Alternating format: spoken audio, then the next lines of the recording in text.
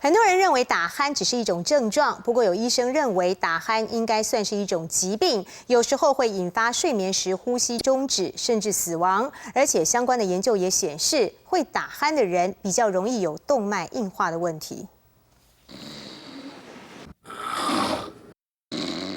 有人睡觉会打鼾，鼾声还会吵得身边的人难以入睡。不过，会打鼾的人不只会影响枕边人，其实最直接的影响还是自己的健康。长期被抱怨睡觉时很吵的陈先生，到医院一检查，才知道他在睡梦中常常会呼吸中止。呼吸中止差不多，一般他说标准是5下，每小时5下以下，我差不多10几下了。 呼吸中止超15、16次左右。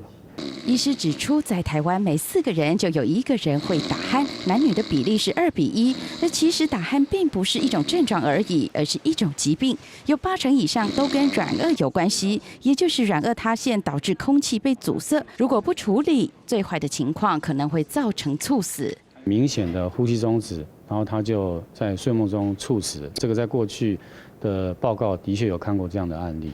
有打鼾的患者呢，他动脉硬化的程度会比正常人来得高。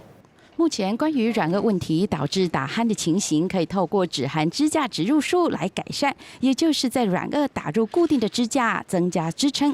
这样的治疗只需要局部麻醉，手术时间大约20分钟。不过因为健保不给付，费用大约要4万元上下。记者林建梅、邱福才台北报道。